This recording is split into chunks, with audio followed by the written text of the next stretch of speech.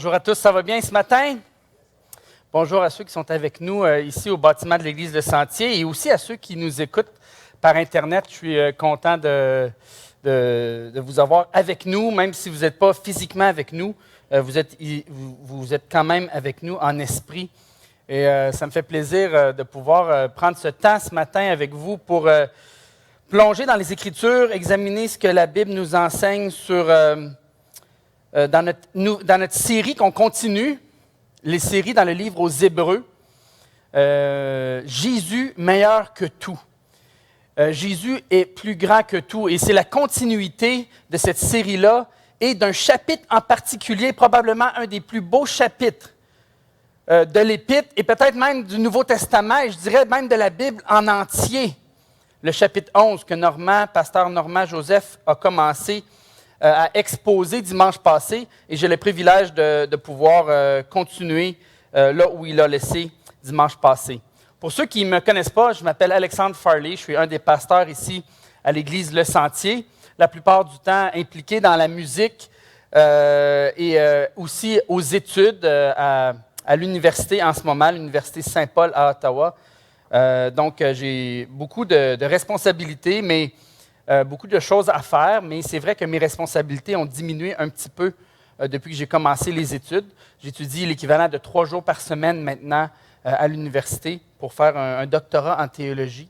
Et je travaille encore comme pasteur à temps partiel à 2 jours par semaine. Et c'est un privilège de pouvoir vous servir de toutes les différentes manières que Dieu me permet de le faire, incluant ce matin l'enseignement des Écritures. On va plonger ce matin dans un sujet tellement profond, tellement intéressant, tellement excitant aussi. Comme je disais en entrée de jeu, c'est la continuité d'une série qu'on a commencée il y a déjà plusieurs mois sur l'Évangile, pas l'Évangile, mais l'Épître aux Hébreux dans le Nouveau Testament, meilleur que tout. Et dimanche passé, Normand nous a parlé de 3 héros de la foi.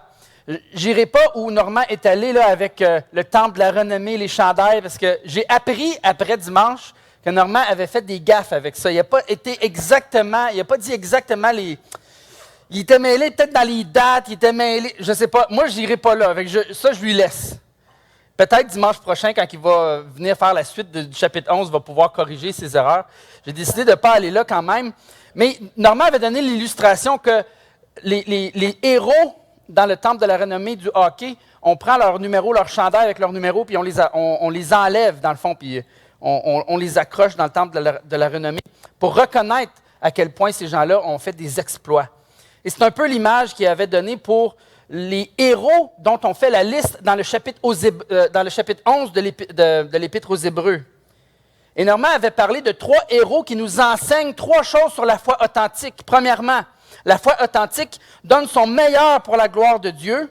La foi authentique, deuxièmement, marche avec Dieu, car l'éternité nous attend. Et troisième chose que Normand nous avait enseigné, qui nous vient de ce 3e héros, Noé, la foi authentique proclame l'Évangile en parole et en action. Et aujourd'hui, on va continuer cette exposition-là des héros de la foi. On va voir 2 autres caractéristiques de la foi authentique. En fait, on va voir plus que 2 caractéristiques de la foi authentique, mais j'ai choisi de les regrouper en 2 grandes catégories. Premièrement, la foi authentique. Que fait la foi authentique devant l'incertitude de nos circonstances? Et deuxièmement, que fait la foi authentique devant la menace et l'opposition que l'on peut expérimenter dans notre vie? Donc, à quoi ressemble cette foi authentique-là? Quand nos circonstances sont improbables, incertaines, quand on ne connaît pas l'avenir, et même que l'avenir est plutôt sombre devant nous. Et les choses que Dieu a promis ne semblent pas s'accomplir ou ne s'accompliront peut-être même pas. Et à quoi ressemble cette foi authentique lorsqu'elle est menacée ou lorsque pour la tenir, on doit peut-être risquer des choses qui nous sont chères? Et lorsqu'on vit de l'opposition à cause de cette foi-là. Il est important de ne pas oublier, par contre, ce que le passage comprend par la foi. On peut parler de la foi authentique qui donne son meilleur, qui marche avec Dieu, qui proclame l'Évangile. qui va faire telle ou telle chose devant l'incertitude ou le risque ou la menace. Mais c'est bien de juste revenir sur de quoi on parle, de quoi est-ce que l'Épître aux Hébreux, au chapitre 11, parle quand elle parle de cette foi. Ce n'est pas seulement une liste de choses qu'on dit qu'on va croire, une liste de doctrines ou de l'information qu'on dit croire, être vrai. La foi, ce n'est pas juste dire je crois que ces choses-là sont vraies à propos de Dieu ou je crois que ces choses-là sont vraies à propos de Jésus. La foi est présentée dans le chapitre 11 et même dans toute l'Épître aux Hébreux comme un paradigme de vie dans lequel on va s'engager toute notre personne et tout notre être au complet. C'est comme une vision du monde, de la vie et du monde qui va impliquer tout ce que nous sommes et qui va impliquer comment on voit le cosmos et le monde qui nous entoure. C'est l'adhésion du cœur qui amène un changement de comportement dans notre vie. Un commentateur de l'Épître aux Hébreux qui date des années 50, lui a écrit un commentaire de l'Épître aux Hébreux des années 50 en français, et un commentateur très réputé qui s'appelle Ceslas Spik.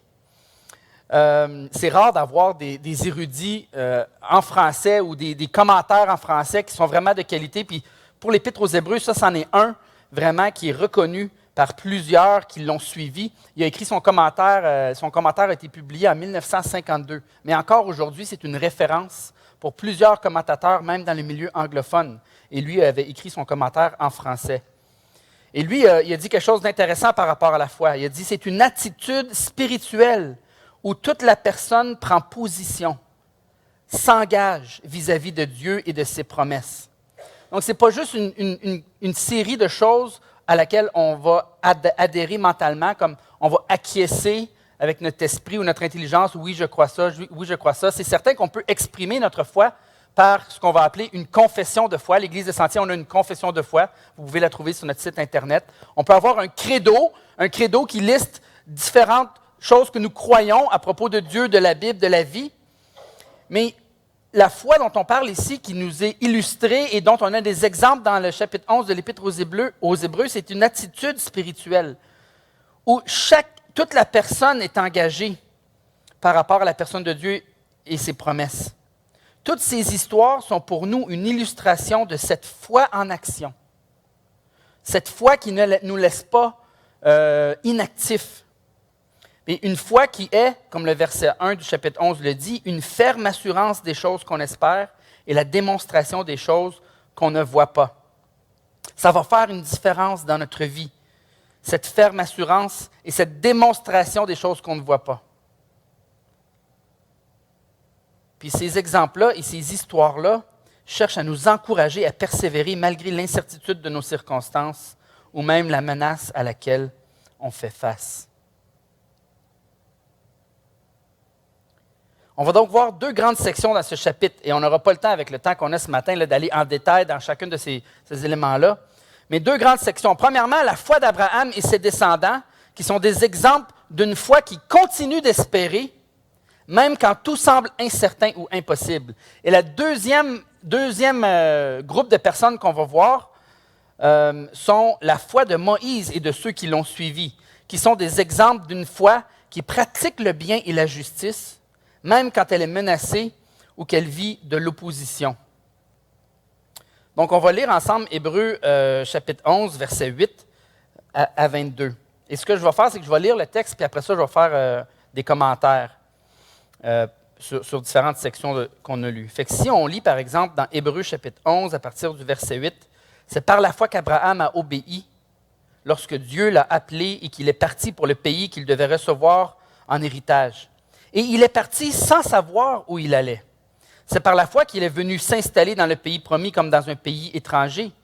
Il y a habité sous des tentes, ainsi qu'Isaac et Jacob, les co-héritiers de la même promesse, car il attendait la cité qui a de solides fondations, celle dont Dieu est l'architecte et le constructeur. Arrêtons-nous ici pour l'instant. On a donc comme premier exemple de foi la foi d'Abraham, d'Isaac et Jacob, en action. Les versets 8 et 10. Devant l'incertitude de l'accomplissement des promesses de Dieu, C'est par la foi qu'Abraham a quand même obéi et qui est parti sans savoir où il allait pour un héritage que Dieu lui avait promis. Un pays dont il ne savait rien. Dieu n'avait pas dit, c'est là que tu vas aller, c'est ça que tu vas faire. Il a juste dit, quitte ta famille, quitte ton pays, puis va à l'endroit où je vais t'indiquer. Mais je ne te le dis pas encore c'est quoi. Mais en chemin, à un moment donné, tu vas peut-être le savoir. Mais pour l'instant, je ne te le dis pas. Donc, c'est l'idée ici, dans la foi d'Abraham qui est illustrée, c'est d'obéir même quand on ne comprend pas tout. Ou même quand notre futur est incertain. Même quand on ne sait pas les prochains pas qu'on a à faire. Abraham a su obéir malgré qu'il ne savait pas les détails de ce qui lui avait été promis. Mais il savait juste que ça lui avait été promis par Dieu qui fait des promesses et qui tient ses promesses. Par la foi, Abraham, nous dit le texte, Isaac et Jacob ont habité dans la terre promise comme des étrangers et des voyageurs, au verset 9. Ils attendaient, on nous dit, la cité dont Dieu est l'architecte et le constructeur, au verset 10. C'est intéressant ici parce qu'on peut penser comme, peut-être que vous n'êtes pas familier avec ces personnages-là, mais c'est des personnages de l'Ancien Testament qui sont les pères fondateurs du peuple d'Israël et des personnes que Abraham, une personne que Dieu a choisie, et toute sa lignée, sa descendance qui a été choisie pour le plan rédempteur que Dieu voulait mettre en action pour le monde. Ce qu'on voit quand on lit leur histoire, c'est que leur foi ne flotte pas dans le vide. Elle n'est pas sans raison valable. Ce n'est pas juste un gut feeling que ces gars-là avaient que probablement que Dieu va tenir ses promesses, puis on devrait peut-être y faire confiance, même si on n'a aucune raison apparente de lui faire confiance, parce que les promesses ne semblent pas s'accomplir ou on n'a pas assez de détails sur les promesses qu'ils nous ont données. Un peu comme Normand disait le dimanche passé, dans notre société contemporaine, on a de la difficulté à croire sans voir. On veut toucher le tapis là, de 16 onces là, que Normand nous parlait. Là, on veut filer ça. Moi, quand il donnait cette image-là, j'ai tout de suite pensé à la COVID. J'ai dit non, on ne veut pas faire ça, Normand. On ne veut pas toucher ce tapis-là. Bien, peut-être dans ce temps-là, là, quand il n'y avait pas la COVID, là, mais c'est quand même ça qu'on veut faire. On veut toucher. Mais ici, ces gars-là, il n'y avait pas encore quelque chose de tangible en termes de promesses. C'était quelque chose que Dieu leur avait promis, mais qu'ils ne pouvaient rien voir. C'était dans le domaine de l'invisible. Et souvenons-nous, la foi, c'est la démonstration des choses qu'on ne voit pas. Cette foi-là, ce n'était pas juste un gut feeling. Ce n'était pas juste une foi qui flotte comme ça et qui s'enracine dans rien. Non, elle était enracinée dans quelque chose. Elle était appuyée sur la révélation de la parole et des promesses de Dieu. Et même sur le caractère de Dieu. Et sur l'expérience que ces gars-là avaient passée avec Dieu. Ils avaient expérimenté des choses avec Dieu qui les avaient amenés, Isaac, Jacob et Abraham, à faire confiance à Dieu, même si la promesse tardait encore dans leur vie. Parfois, on pense que la foi, c'est comme un saut dans le vide, c'est complètement irrationnel, on n'a aucune bonne raison pour faire confiance à Dieu, puis on fait juste se lancer dans le vide en espérant qu'il va y avoir comme un filet qui va nous rattraper. Tu sais. Mais ici, ce n'est pas de ce genre de foi-là dont on parle. On parle d'une foi qui s'enracine dans la révélation de la personne de Dieu. Voici, Dieu s'est révélé, il a dit qui il était, il a transmis sa parole, il a démontré son caractère, et on a pu même expérimenter son caractère et sa personne. On a pu, par notre propre expérience personnelle, voir que Dieu, quand il fait une promesse, il va l'accomplir. C'est un Dieu qui ne ment pas, il est le Dieu de vérité. Mais ça reste que ce genre de foi-là qu'Abraham, Isaac et Jacob ont eu n'exige pas un accomplissement selon les paramètres humains, mais elle laisse Dieu déterminer les paramètres de l'accomplissement. Elle n'exige pas un accomplissement selon mon idée humaine, mes paramètres humains. Si Dieu est pour accomplir ses promesses, il faudrait que ça soit comme ça, à cette heure-là, à cette journée-là, de cette manière-là, puis que je finisse avec tel résultat. Dieu a promis, nous a promis tellement de choses. Il nous a promis la vie abondante en Jésus-Christ. Mais nous, les êtres humains, on prend ces promesses-là, puis on les met dans un cadre, puis dans une boîte humaine, que notre mentalité humaine est capable de concevoir. Puis Dieu dit, non. Moi, je suis au-delà de cette boîte-là. Je suis plus grand et plus large que tout ce que tu pourrais imaginer avec ton intelligence humaine. Il faut laisser donc, dans cette foi-là, Dieu déterminer les paramètres de comment il va accomplir ses promesses. La foi de ces gars-là, Abraham, Isaac et Jacob, cette foi en Dieu que Dieu va accomplir la promesse qu'il a faite, était basée sur le fait que Dieu est fidèle. Ce n'est pas un menteur. Donc, quand il dit qu'il va faire quelque chose, il va le faire. Cette foi-là les a poussés à espérer en ce qui n'était pas encore une réalité complète. La foi en Dieu les a poussés à espérer l'accomplissement des promesses de Dieu. Donc, il y a une relation ici entre la foi et l'espérance. La foi en Dieu, croire qui Dieu est et ce qu'il dit dans sa parole, va nous pousser à espérer que Dieu va faire ce qu'il dit. La foi et l'espérance est intimement reliées. L'espérance ici est une assurance certaine de ce que Dieu est en train d'accomplir en vue de la rédemption en Jésus-Christ. Il ne faut pas oublier le verset 11.1. Ce n'est pas juste une foi pour une espérance que Dieu va me donner une Ferrari, comme Normand disait dimanche passé, mais c'est une assurance certaine de ce que Dieu est en train d'accomplir en vue de la rédemption en Jésus-Christ. Donc, Abraham, Isaac et Jacob possèdent une foi authentique qui espère en l'accomplissement des promesses de Dieu, même quand elles semblent improbables. Mais au verset 11 et 13 du même chapitre, on lit à propos de la foi, cette fois-ci, de Sarah et Abraham. Au verset 11, on lit « C'est aussi par la foi que Sarah elle-même a été rendue capable d'avoir une descendance. Malgré son âge avancé, elle a donné naissance à un enfant parce qu'elle a cru à la fidélité de celui qui avait fait la promesse. C'est pourquoi d'un seul homme, pourtant déjà marqué par la mort, dans certaines versions, on aura déjà usé de corps, est née une descendance aussi nombreuse que les étoiles du ciel, pareille au sable qui est au bord de la mer et qu'on ne peut compter. » Donc ici, on a la foi de Sarah et d'Abraham en action. Devant l'incertitude de l'accomplissement de la promesse de Dieu, Sarah n'a plus l'âge d'avoir des enfants, Abraham non plus, il n'est plus capable de faire ça. C'est incertain. Dieu leur promet qu'ils vont avoir une descendance aussi nombreuse que les étoiles de la mer et le sable, les étoiles du ciel et le sable de la mer, désolé. Bien, il y a quand même des étoiles dans la mer, là, mais elles sont moins nombreuses que le sable. Ça nous dit que par la foi, Sarah fut rendue capable d'avoir un enfant malgré un âge avancé. Pourquoi? Car elle crut à la fidélité de celui qui avait fait la promesse. Tu vois, cette foi-là, elle est enracinée, basée sur le caractère de Dieu, sur ce qu'elle croit de Dieu. La question qu'on doit se poser, c'est est-ce que ma foi est informée par qui Dieu est, par la révélation de Dieu, et par qu'est-ce que Dieu nous a dit qu'il est en train de faire, ou est-ce qu'elle est informée par mon idée humaine de qui Dieu est et de ce qu'il est en train de faire? De là l'importance de se pencher sur la révélation de Dieu, sur la Bible, pour savoir à qui on a affaire, quelle sorte de Dieu qui nous fait ces promesses-là. Est-ce qu'on peut vraiment lui faire confiance? Est-ce qu'il est vraiment digne de confiance ou non? Abraham, de son côté, qui était déjà marqué par la mort, de lui naquit une postérité nombreuse. C'était absolument improbable que ça arrive à leur âge avancé. Il y avait comme 100 ans ou autour. C'était comme vraiment presque impossible. Et pourtant, Dieu a fait ce miracle-là de leur donner un fils de qui est venue une descendance nombreuse. Dieu a fait une promesse. Sarah a cru à la fidélité de celui qui avait fait la promesse. Et le plus important là-dedans, ce n'est pas la quantité de foi qu'elle a eue, qu'elle possédait à propos de Dieu, mais c'est en qui elle a placé sa foi. Et c'est la même chose pour nous. Elle a cru à la fidélité de Dieu devant toute improbabilité.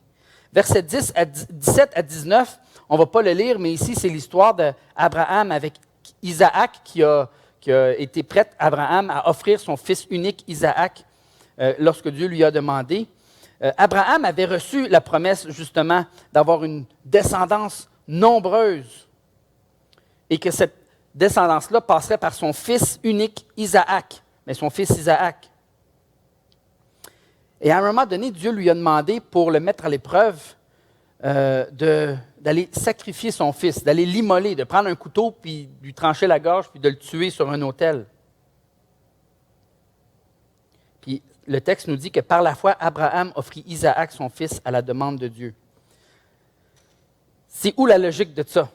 Dieu fait une promesse, ça ne va être pas Ishmaël, ça va être ton fils Isaac, par qui tu vas avoir une descendance nombreuse. Puis à un moment donné, out of the blue, Dieu lui demande d'aller le sacrifier.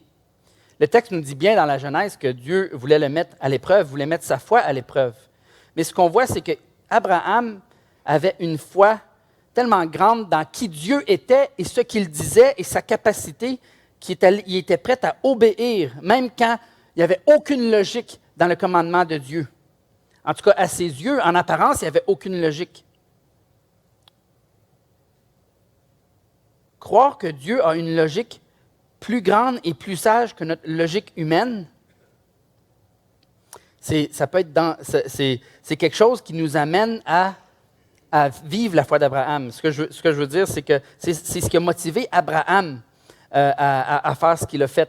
Avec sa logique humaine, il n'était pas capable de concevoir le commandement de Dieu, comment ça pouvait faire du sens. Mais il a cru que Dieu a une logique plus grande et plus sage que la sienne. La Bible dit dans Ésaïe 55:9 que les pensées de Dieu sont au-dessus de nos pensées, que ses voies sont au-dessus de nos voies.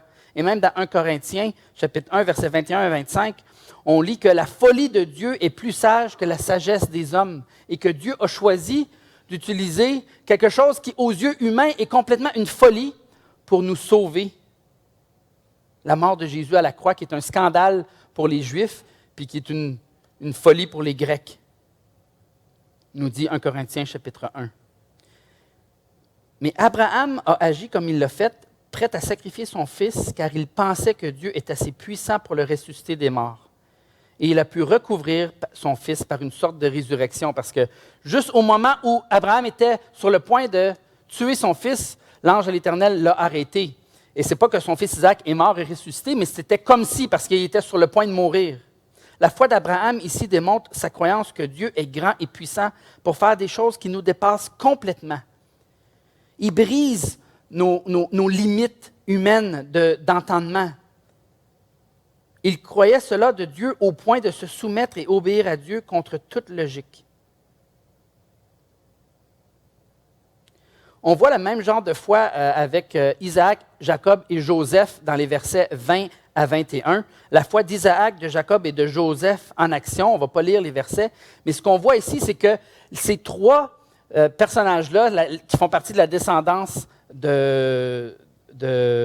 d'Abraham, les trois ont, en vue des choses qui étaient à venir et qu'ils n'étaient pas capables de voir de leurs yeux, mais en vue de ce que Dieu avait promis, ont été prêts à croire la promesse de Dieu pour que le plan de Dieu puisse se dérouler. Par exemple, au verset 20, on voit que par la foi, Isaac bénit Jacob et Ésaü en vue des choses à venir.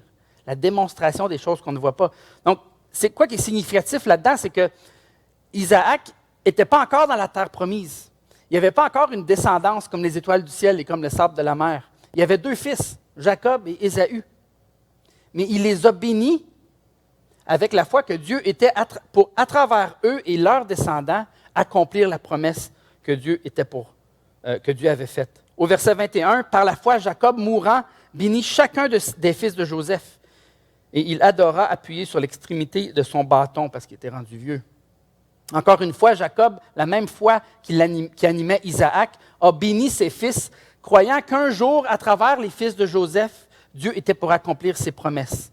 Joseph lui-même, mourant, fit mention de la sortie des fils d'Israël et il donna des ordres au sujet de ses os, au verset 22.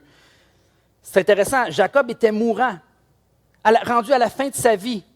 Il n'avait pas encore vu une descendance innombrable qui sortait de lui-même et d'Abraham. Il y avait une douzaine de fils, plus les deux fils de Joseph. Mais il croyait en la promesse de Dieu. Un jour, il va avoir une descendance aussi nombreuse que les étoiles du ciel, que le sable de la mer. Mais à la fin de sa vie, quand il est mort, ce n'était pas réalité, ça. Ce n'était pas quelque chose qu'il pouvait voir de ses yeux. La même chose avec Joseph qui était mourant. Joseph a dit, un jour, le peuple d'Israël va être esclave en Égypte ici, mais va être libéré par la puissance de Dieu. Et ce jour-là, il croyait tellement à la promesse de Dieu que Dieu était pour donner le pays promis et une descendance nombreuse, que ce jour, il dit, Joseph, avant de mourir, ce jour-là, là, quand vous allez sortir de l'Égypte, là, quand vous allez avoir été esclave en Égypte pendant des centaines d'années, là, vous allez sortir d'Égypte parce que je crois que Dieu va nous libérer, va libérer le peuple d'Israël. J'aimerais que vous preniez mes os, parce que moi, je vais être mort depuis longtemps, puis que vous les ameniez avec vous dans le voyage qui va vous amener à la terre promise, puis que vous les enterriez à cet endroit-là. Il a donné des ordres au sujet de ces os. Il était tellement convaincu. Fait qu'imaginez, là, pendant des centaines d'années, les os de Joseph ont resté en Égypte, je ne sais pas où. En quelque part, il a dû avoir quelqu'un qui était comme le gardien des os de Joseph. Il faut s'assurer que les os de Joseph, on ne les perde pas, qu'on ne les perde pas de vue, qu'on ne les mélange pas avec les os de je ne sais pas qui d'autre. Je ne sais pas comment ils ont fait ça, honnêtement. C'est quand même, quand tu penses à ça, on pourrait faire un film là-dessus, genre, la saga des os de Joseph. T'sais. Mais c'est ce que le texte nous dit que c'est ce qu'ils ont fait. Lorsque le peuple a été libéré, ils ont fait ça des centaines d'années plus tard. Abraham et ses descendants ont agi animés par une foi en Dieu, même quand ils n'ont eu rien de ce qui leur avait été promis, de leur vivant sur la terre. Pourquoi ont-ils fait ça? Aux yeux de certains, c'est pure folie. Pourquoi gaspiller ta vie sur quelque chose que tu n'auras jamais, dont tu ne vas jamais pouvoir vraiment profiter pendant ta vie sur la terre? Mais la raison pourquoi ils ont agi ainsi est qu'ils reconnaissaient qu'ils étaient étrangers et voyageurs sur la terre. Ils cherchaient une meilleure patrie, nous dit le texte aux Hébreux, au verset 11, les versets 13 à 16. Une patrie céleste préparée par Dieu qui n'a pas honte d'être appelée leur Dieu. Tu vois, c'est dans la foi, nous dit Hébreux 11, 13, c'est dans la foi qu'ils sont tous morts, sans avoir obtenu les choses promises. Mais ils les ont vus et salués de loin. Ça me fait penser à Jean Ouellet. Jean Ouellet, un homme de notre Église qui a été un des pionniers, qui a même participé activement à la construction du bâtiment dans lequel on se tient, dans lequel je me tiens en ce moment, et qui a participé aussi à l'agrandissement de ce bâtiment en 2011. Jean Ouellet est décédé il y a quelques semaines passées, et on a célébré ses funérailles hier ici même. Et les témoignages qu'on a eus à son sujet, c'est comme Abraham, Isaac, Jacob et Joseph. Ils sont tous morts sans avoir obtenu les choses promises. Mais ils les ont vus et salués de loin. Cette emphase sur le voir est partout dans le chapitre 11 de l'Épître aux Hébreux. Abraham ne savait pas où il allait. Il ne voyait pas la terre promise qui était devant lui. Il ne savait pas quelle elle était. Abraham n'avait jamais vu Dieu ressusciter des morts, mais il pensait que Dieu pouvait le faire, puis que si Isaac était pour mourir, qu'il était capable de le ressusciter et de le ramener à la vie. Isaac, Jacob, Joseph, c'est en vue des choses à venir qu'ils ont béni leur fils, puis qu'ils ont donné des ordres au sujet de leur os, dans le cas de Joseph. Même quand on ne voit pas avec nos deux yeux ici dans notre visage, on peut voir avec les yeux de la foi les choses invisibles. Ils ont reconnu qu'ils étaient étrangers et voyageurs sur la terre. Leur réalité terrestre ici est une réalité transitoire, temporelle. Ce n'est pas notre demeure éternelle ici-bas sur terre. Ils cherchaient une meilleure patrie que celle qu'ils ont laissée, une patrie céleste préparée par Dieu.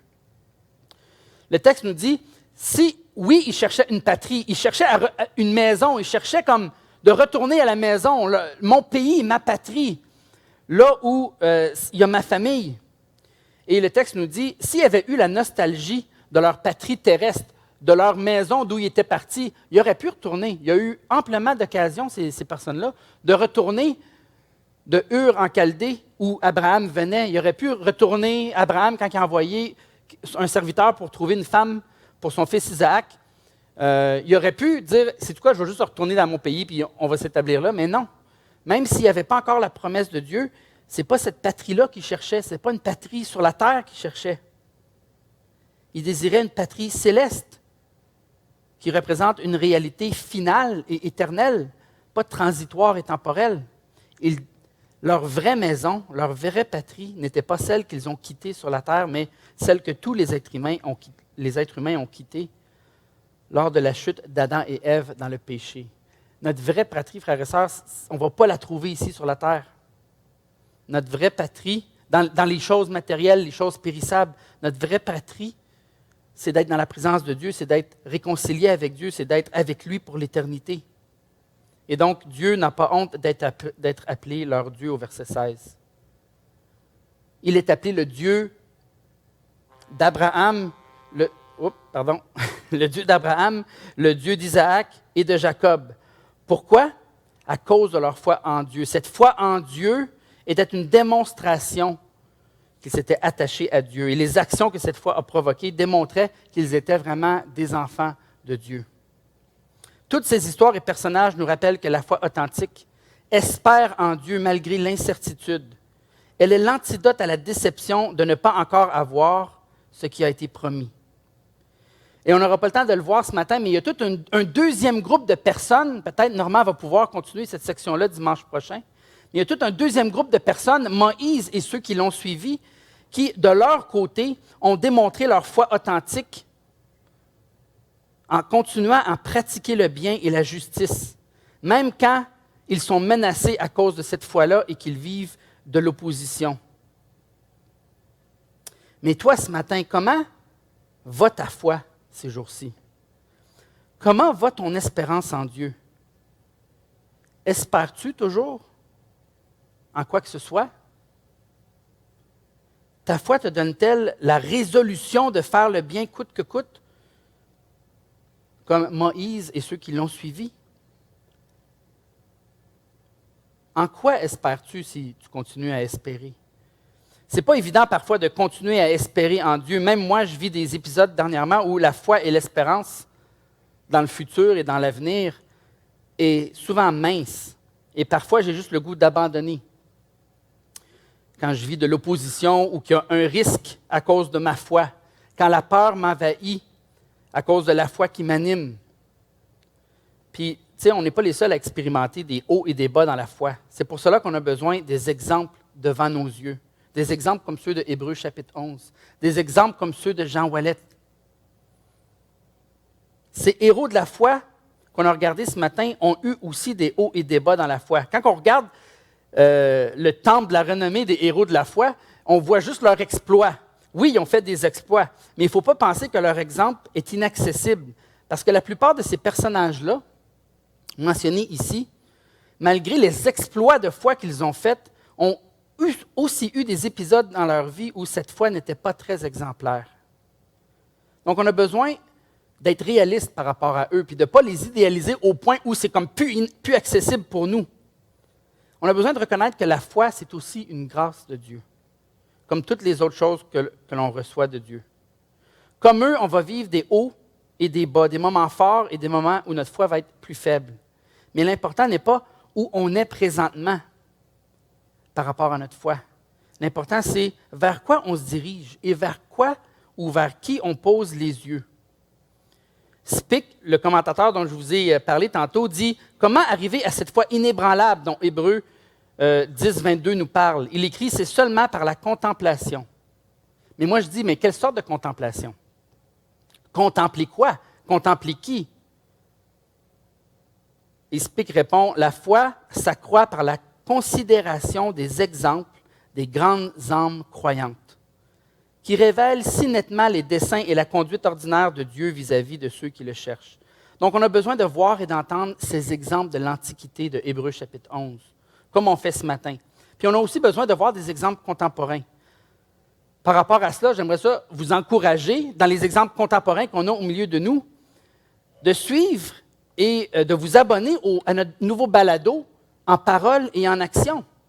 C'est un balado, un podcast. Je ne suis pas supposé dire le mot podcast, mais je l'ai dit. Pour ceux qui ne savent pas c'est quoi ça veut dire balado, mais qui comprennent podcast.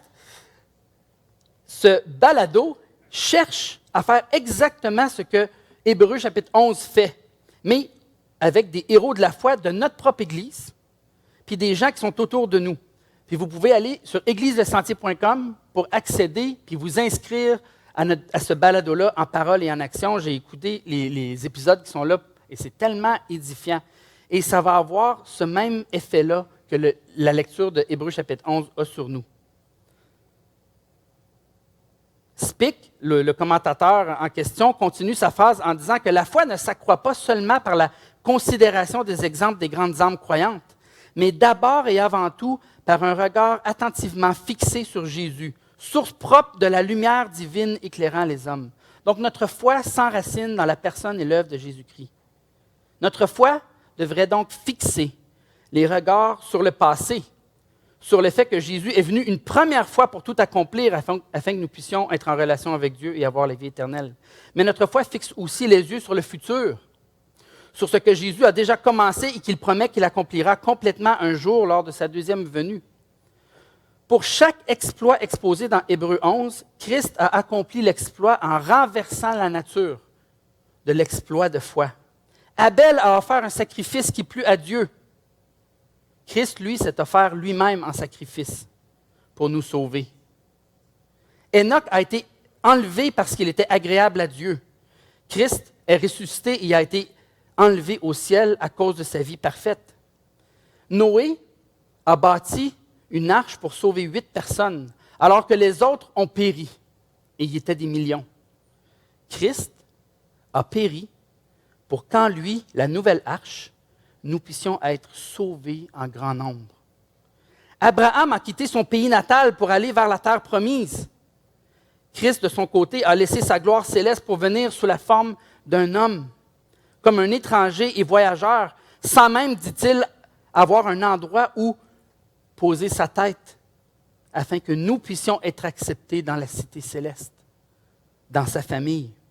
Abraham accepta de sacrifier son fils unique, mais Dieu pourvut un bouc en substitut dans le cas d'Abraham. Christ a accepté d'être sacrifié lui-même et de devenir notre substitut pour que nous puissions être pardonnés et sauvés. Et après cela, Christ est ressuscité et nous donne même la vie éternelle. Isaac, Jacob ont béni leur fils en étant convaincus que la promesse de Dieu s'accomplirait. Mais Christ est devenu malédiction en étant pendu au bois, afin que nous puissions recevoir la bénédiction qui était la sienne, la bénédiction éternelle de faire partie de sa famille. Joseph a annoncé la libération du peuple d'Israël et leur esclavage futur et leur entrée dans la terre promise. Christ a été traité comme un coupable alors qu'il était innocent, subissant les conséquences du péché, comme s'il en avait été esclave lui-même alors qu'il n'avait fait aucun péché. Et tout ça dans le but de nous libérer de l'esclavage du péché et de nous rendre libres.